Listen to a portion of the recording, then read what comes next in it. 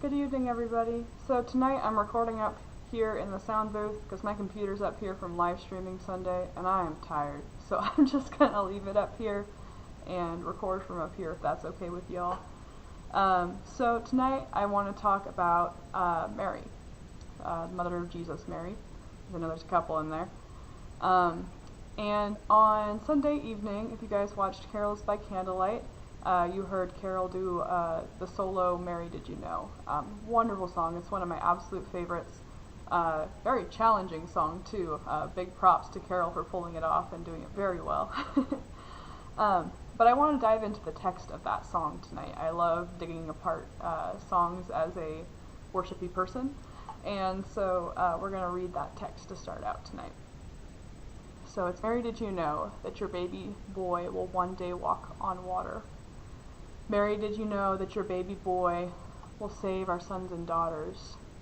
Did you know that your baby boy has come to make you new? And this child that you've delivered will soon deliver you?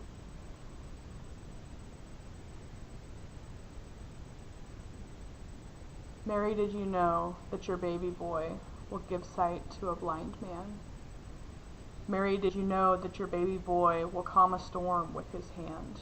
Did you know that your baby boy has walked where angels trod, and when you kiss your little baby, you've kissed the face of God? Oh, Mary, did you know, Mary, did you know? The blind will see, the deaf will hear, the dead will live again, the lame will leap, the dumb will speak the praises of the Lamb. Mary, did you know that your baby boy is Lord of all creation? Mary, did you know that your baby boy will one day rule the nations? Did you know that your baby boy is heaven's perfect lamb? And the sleeping child you're holding is the great I Am. So, Pastor Moose and I have both been talking a bit about this idea of expecting the unexpected. And this song is no better is an awesome illustration. I don't know what I was trying to do there.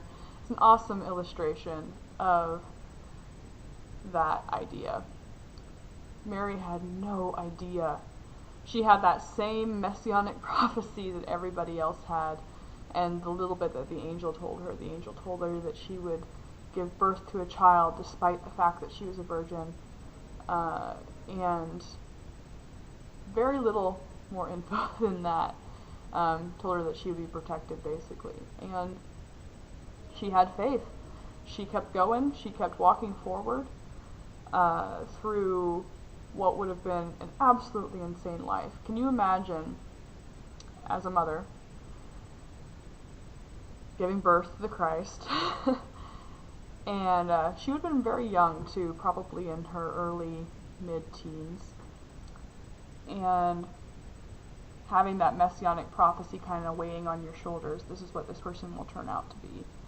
At the same time, having the idea of what the angel put in your mind, and probably her own personal prayer life as well. So, what was going through her mind as she's raising this child?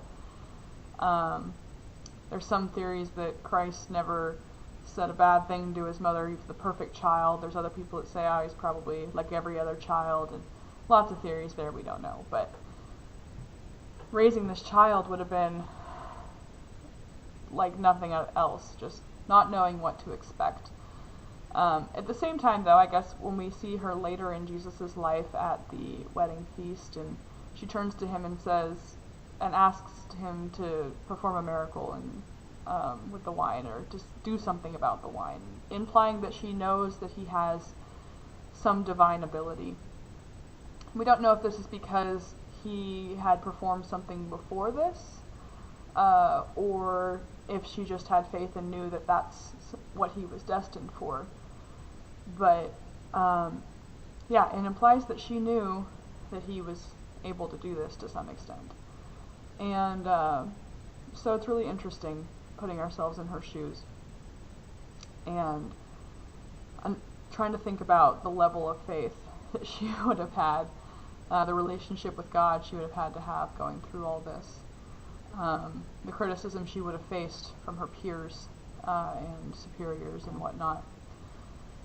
So As we go into this next week, this week of anticipation and excitement and chaos, because I mean we're all getting those last minute Christmas gifts and decorations, and the store's shelves are all bare. There's nothing left. So Amazon's your last hope. But as we're all just sitting here getting ready and anticipating this next week, whatever that means for you, take a moment to put yourself in Mary's shoes and imagine the faith that she would have needed to have to raise this child. And take a moment to examine your own faith and question and say, is that where I'm at? Are you ready? He's coming again. Are you ready for, and are you anticipating the unexpected? Help us to be open to that as we go forth into this next year, but especially this Christmas season. Help us to expect the unexpected. With that, I'll sign off for tonight. I'll see you guys later.